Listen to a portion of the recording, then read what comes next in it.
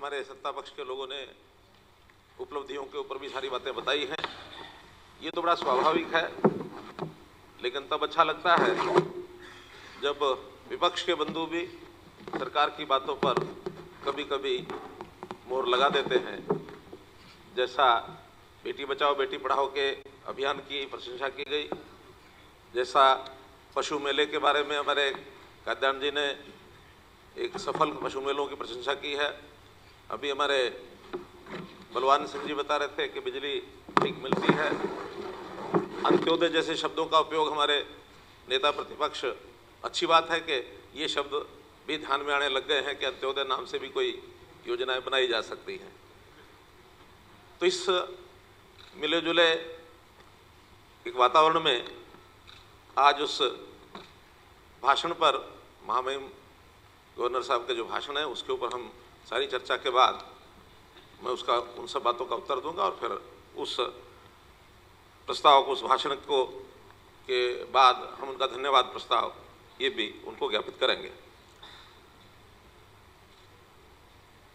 जनता के समर्थन के नाते से जो पहला विषय शुरू किया गया, क्योंकि कभी भी सरकार की बात बोलना एक बात है, लेकिन उसका प्रमाण, ये प्रमाण भी अपने आप में जब होता है तो ध्यान में आता है कि जनता क्या सोचती है।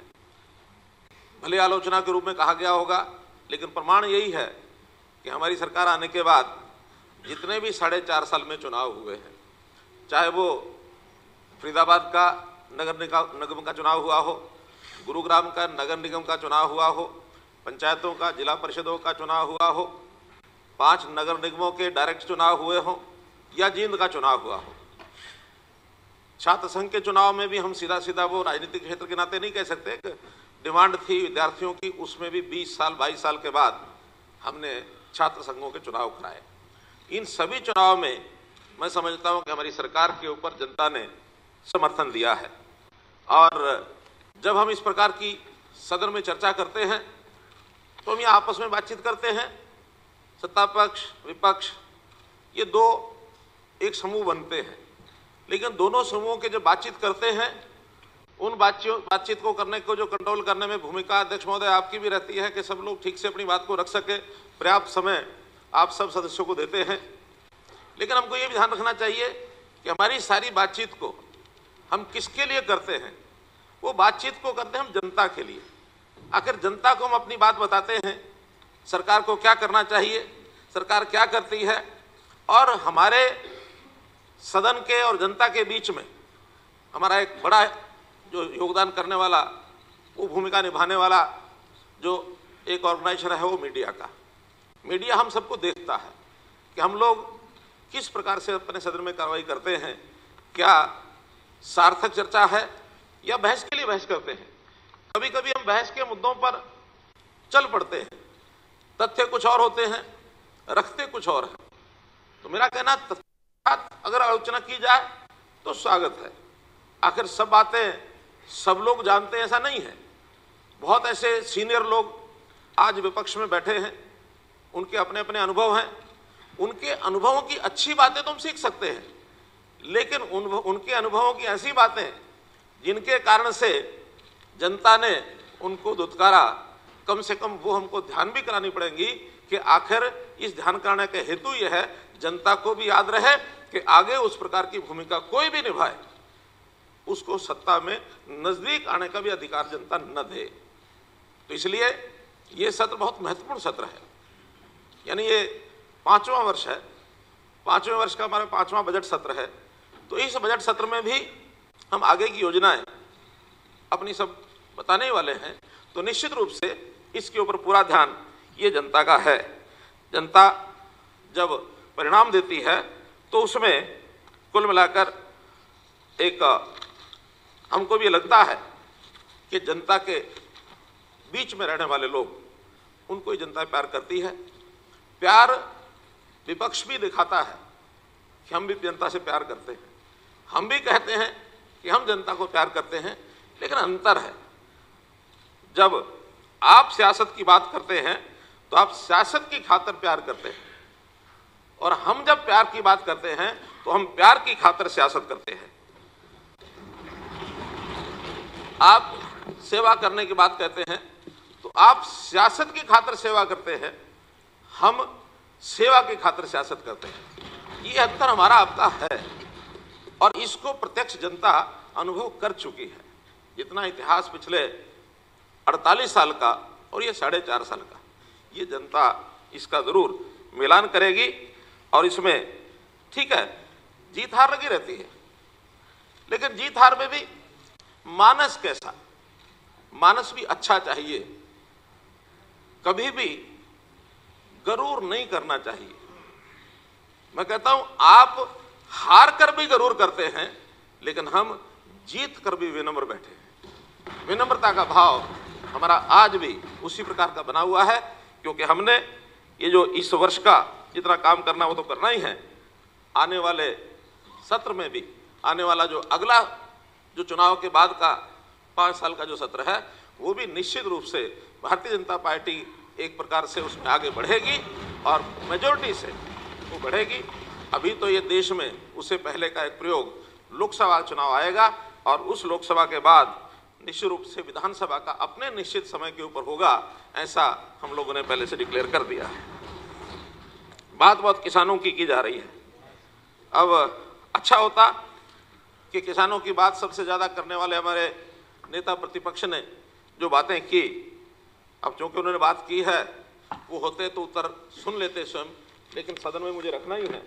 उन्होंने कहा बाजरे की खरीद, बाजरे की खरीद में 4 क्विंटल की जो बात कही गई कि 1 एकड़ के ऊपर 4 क्विंटल, मैं नहीं, 8 सरकार की तरफ से कहेगी, उन्होंने 4 कही, मैं 8 कही तो 8 का प्रमाण दे रहा हूं।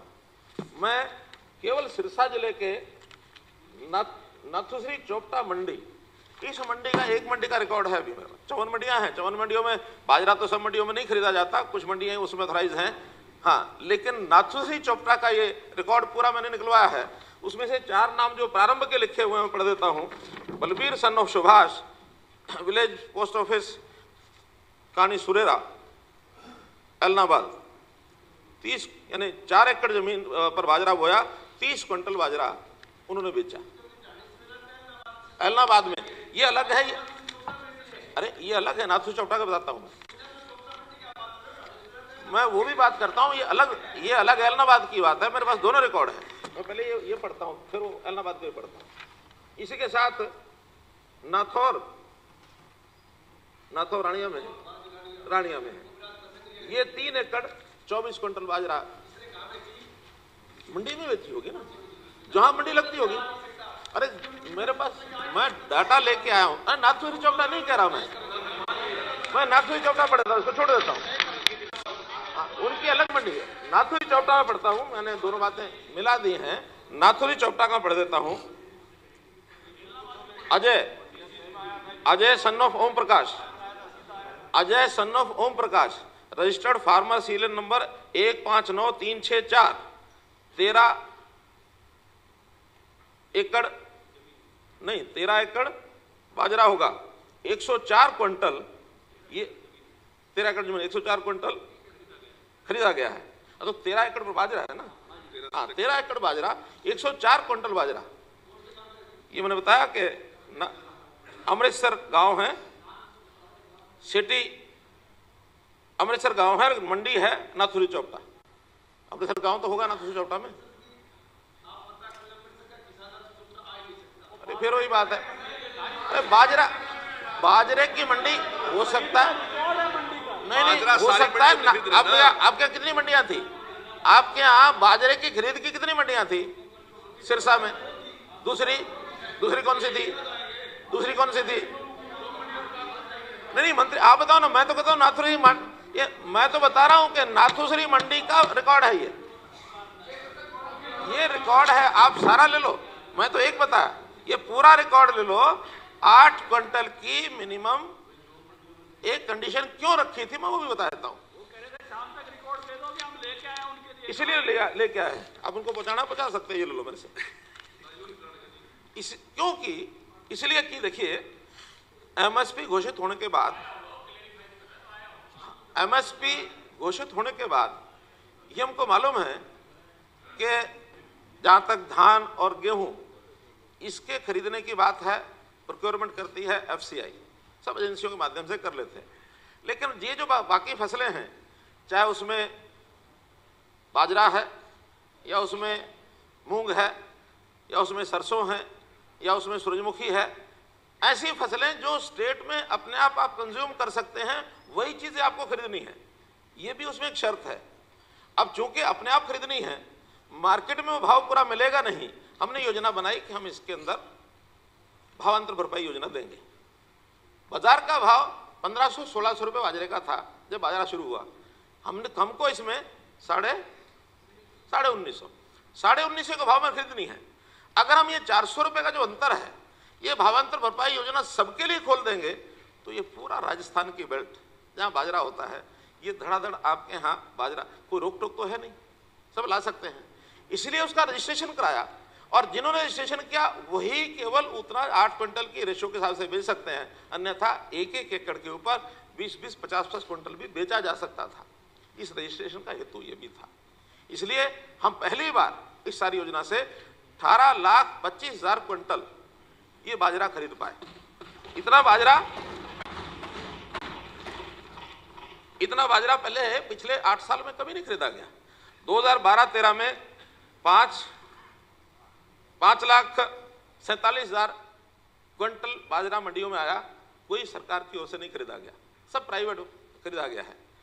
13-14 में कोई मार्केट में यानी सरकार ने नहीं खरीदा, 14-15 में कोई सरकार ने नहीं खरीदा, 15-16 में हमने खरीदना शुरू किया, पूरा खरीदा ऐसा नहीं, लेकिन पहली बार 51,000 क्विंटल ये 15-16 में हमने बाजरा खरीदा।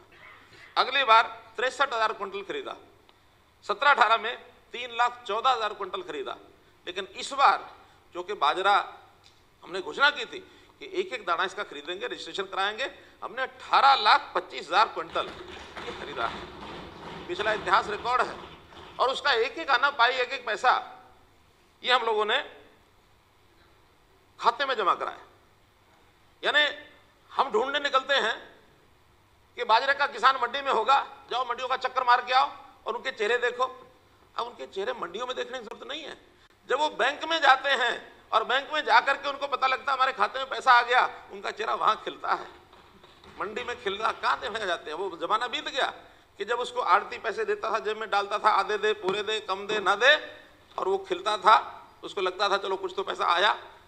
आज एक एक हिसाब हम देते हैं कि जो हम लेंगे उसका सीधा उसके भाव में, उसके उसमें जाएगा। ये ठीक है कि इन फसलों के डायरेक्ट पेमेंट के कारण से एक बहुत बड़ा वर्ग आड़तियों का भी है, उनकी अपनी एक कुल मिलाकर के उनको शिकायत होगी, कठिनाई होगी ही, तो उसमें से भी बीच के रास्ते निकाल रहे हैं कि जो फसल FCI खरीदती है वो सारी उनके माध्यम से आ रही है। लेकिन जो फसलें हम डायरेक्ट खरीदेंगे, जिसके अंदर हमको नुकसान भी उठाना पड़ेगा, उनमें अगर डायरेक्ट भी खरीदते हैं तो उनसे हमारी बातचीत हुई। पिछली बार सरसों का हमने उनको 2.5% की बजाय 1.25% में मना लिया, उनका रेट अच्छा है सरसों का, तो इसलिए 1.25% आड़त पर भी हम इसको लेकर के खरीद के दे देंगे। अब ये सारी बातें किसान के हित में, जिसकी भी हम करते हैं वो किसान के हित में करते हैं, ताकि किसान को किसी प्रकार की तकलीफ ना हो। बात आई ई खरीद मंडियों की। 54 मंडियों में इस बार 1150 लाख यानी 11 करोड़ 50 लाख क्विंटल ये अनाज इसकी खरीद हुई ई मंडियों में। 26,823 करोड़ रुपए की राशि है। इसलिए ई मंडियों का धीरे धीरे एक विस्तार हो रहा है। कुल 108 मंडियां हैं। अभी हम उसमें से केवल 54 मंडियों में ही ई खरीद शुरू कर पाए हैं, बाकी 54 मंडियां भी डायरेक्ट होती हैं। लेकिन जैसे ये आगे ये प्रोसेस आगे बढ़ेगा तो सब 108 की 108 मंडियों में, और मुझे लगता है नंबर ऑफ मंडीज के हिसाब से हरियाणा जो है वो अव्वल नंबर पर है, जिसने अपनी आधी मंडियां ई मंडियां कर दी। हम बढ़ रहे हैं, आगे बढ़ रहे हैं, ताकि किसान को उसकी शिकायत ना हो। एक विषय आया था, दलाल साहब ने उठाया कि सेस नहीं लगाना चाहिए। अब पहली बात तो यह है कि जो किसान की फसल के ऊपर मार्केट में फीस ली जाती है वो सेस नाम से नहीं ली जाती है, उसके दो अलग अलग हेड्स हैं। एक हेड है HRDF 2%, एक हेड है मार्केट फीस 2%। इसका कोई GST से, वैट से या किसी प्रकार के सेस से कोई ताल्लुक नहीं है। ये 4% आज से शुरू नहीं हुआ, ये शायद ठीक सन मुझे ध्यान नहीं है, तो शायद 1980 या 85-86 से शुरू हुआ। 85-86 से लगातार चल रहा है ये। और ये 4%, 2% तो HRDF का लगभग पहले कितना आता था, लेकिन आज 700-800 करोड़ रुपया इसमें आ जाता है। अब ये 700-800 करोड़ का हम गांव के विकास के नाते सीधा सीधा उसका उपयोग करते हैं। किसी सरपंच को 10 लाख मिलता होगा, किसी को 20 लाख मिलता होगा, कोई MLA हमारे से आता है, कोई 5 करोड़ कह गया अपने काम दे गया, कोई 10 करोड़ कह गया, 2 करोड़ कह गया, या जनता में से डिमांड्स आई वो हमने सैंक्शन करा दी। अगर ये 800 करोड़ रुपया नहीं आता तो कुल मिलाकर के नुकसान किसको होगा? गांव के विकास को होगा। हम मार्केट फीस जो लेते हैं लगभग इतनी ही वो आती है, 700-800 करोड़।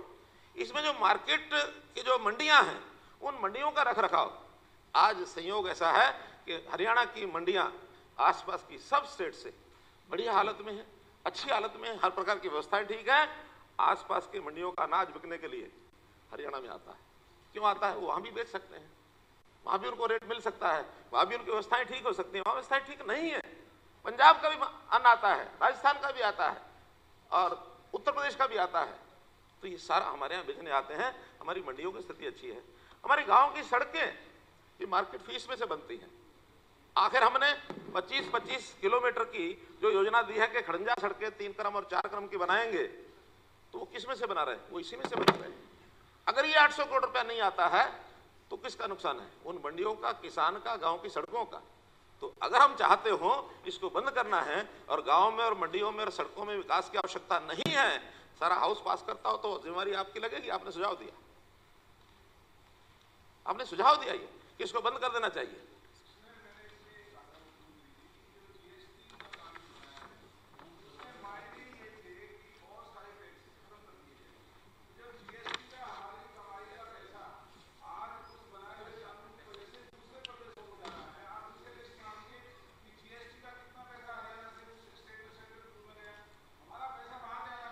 प्रश्न क्या हो रहा है?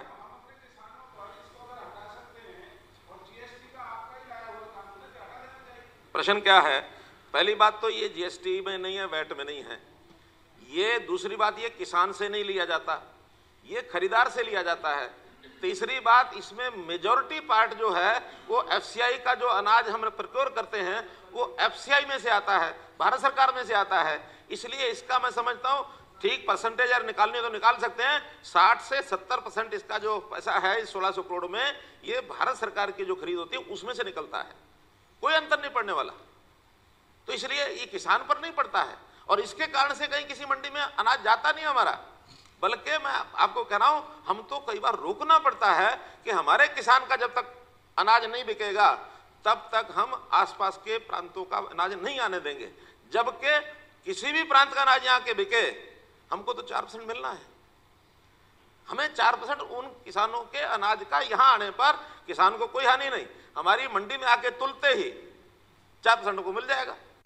इसलिए इस बात को बिल्कुल भी हम गुमराह करने वाली बातों को बिल्कुल आगे न बढ़ाएं। जहां तक भावांतर भरपाई योजना की बात सब्जियों की है, पिछले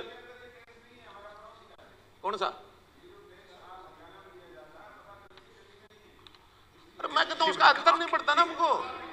दिल्ली हमारे यहाँ का माल नहीं जाता है, और मैं कहता हूं हमने बढ़ाया नहीं है, उतना ही है। और इसके घटाने से कोई हमारे यहाँ का मटेरियल ज्यादा बढ़ जाएगा या दिल्ली जाना, हमारे यहाँ से दिल्ली नहीं जाता है।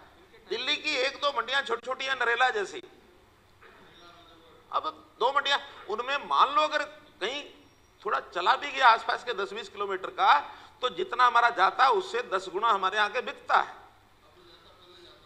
नरेला, अब नहीं जाता। तो इसलिए उसकी समस्या का कोई, आखिर टैक्स किस लिए होते हैं? इसीलिए कि जिन चीजों पर हम कुछ टैक्स लगा करके या कोई फंड क्रिएट करके अपने प्रदेश का भला कर सकते तो करना चाहिए ना, किसी की जेब में नहीं जाता ही। इसी प्रकार भावांतर भरपाई योजना में सब्जियों में हमने शुरू किया, और सब्जियों में शुरू करने के बाद पिछले साल का, क्योंकि 2 साल हुए शुरू हुए, इसका रजिस्ट्रेशन और उसमें कुल मिलाकर बिक्री भाव ये सब मंडी और जे फार्म ये सारी व्यवस्था है, बनानी पड़ती है। नहीं बनाएंगे तो हिसाब ही नहीं हो पाएगा।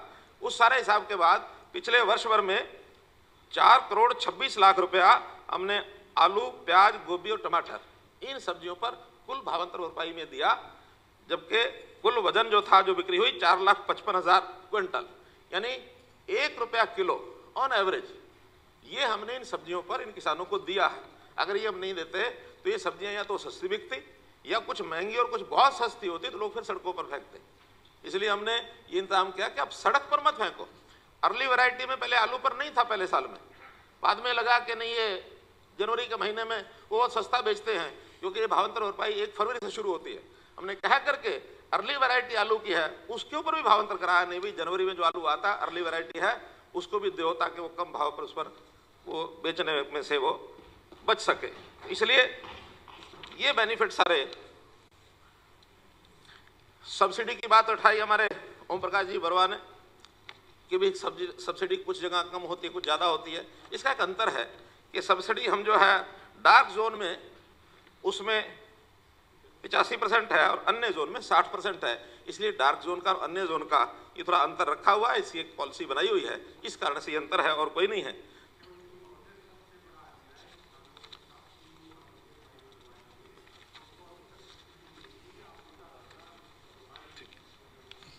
हाँ, तो उसका कोई अगर हिसाब बाकी होगा तो हाँ इसमें एप्लीकेशन आई हुई हैं, ठीक है। 4,357 एप्लीकेशन नहीं 683 हैं इस साल की, इससे पिछले 1,602 हैं। तो कुल मिलाकर ये सब्सिडी 30 करोड़ रुपया ये रिलीज हो चुकी है और जो पेंडिंग है अभी वो 13 करोड़ रुपया पेंडिंग है। ये बहुत जल्दी मान ली वो, अरे भाई एक इशू का मान ली वो एक इशू का नहीं मान रहा हूँ, 13 करोड़ रुपये बाकी है। 13 करोड़ सारी बाकी है तो सब हो जाएगा। और जहां तक आपकी भेड़ की जो मंडी का बिकने का मामला है उसको वो बंद हुआ है तो उसको शुरू करवा देंगे। भेड़ों का मंडी का है, हाँ इनका सेंटर विपणन केंद्र उसको चालू करा देंगे, बात हो गई। फरवरी 2019 के अधिवेशन में भी ये बात उठी थी ओलावृष्टि की खरीफ 2018 की, तो उसका 138 करोड़ 91 लाख रुपया ये सैंक्शन हो गया है। 5 मार्च तक ये रिलीज हो जाएगा ऐसा डिपार्टमेंट ने हमको ये बताया है और रिलीज कर दिया, बैंकों में पहुंच जाएगा 5 मार्च तक। और इसी प्रकार जो अभी वर्षा हुई है उसमें जो गांव की रिपोर्टिंग हुई है ओलावृष्टि और वर्षा में, पलवल के 5 गांव, गुरुग्राम के 115 गांव, महेंद्रगढ़ के 16 गांव, झज्जर के 2 गांव, तो ऐसे इन सब गांव की जो गिरदावरी है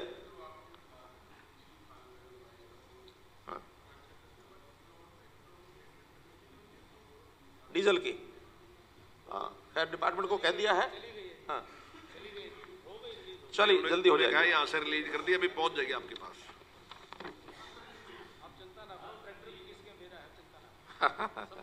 सबको हो जाएगी। जहां तक गन्ने का विषय है, बहुत ही एक अजीब बात है कि अगर मैं इसमें से ये बात करूं कि ये फरवरी का महीना है, हम पिछले 48 सालों में फरवरी के महीने का रिकॉर्ड किसी भी साल का उठा के दिखा दें और यदि उसमें पिछले साल का बकाया न हो तब आपको ये प्रश्न पूछने का अधिकार है। पिछले सीजन का बकाया कभी भी फरवरी में बकाया कभी खत्म हुआ ही नहीं और ये हमारी सरकार है कि हमने जनवरी में ही पिछली सरकार की पिछले सीजन का सारा बकाया दे दिया था, कोई बकाया बाकी नहीं है। अब कोई अगर बकाया है शेष तो वर्तमान का जो गन्ना है जो 212 लाख क्विंटल गन्ना खरीद हुई है जिसमें अभी 719 करोड़ रुपए का कुल उसका मूल्य था, 322 करोड़ रुपया पे हो चुका, 397 करोड़ रुपया, ये सभी 14 मिलों का, जिसमें कोऑपरेटिव भी है प्राइवेट भी है। अब ये रनिंग काम है, रनिंग बिजनेस है और रनिंग काम में बिजनेस में जैसा जैसा अगलों की चीनी उठती है या कूटे में उठाई जाती है, जैसा जैसा पेमेंट आती है वैसा वैसा करते हैं। और इसके अंदर जो उनका अभी एक, क्योंकि चीनी महंगी हो गई, गन्ने का चीनी भी सस्ती होगी, गन्ने का रेट हमारे हरियाणा में सबसे ज़्यादा है, इसलिए जो गैप है वो गैप भी ज़्यादा है। हमने जैसे कोऑपरेटिव में बताया कि हमारे 4.5 साल के 4 सीजन में हमने 1400 करोड़ रुपया ये किस मिलों को दिया, 11 मिलों को, जबकि आज से पहले दूसरे ले रखा है।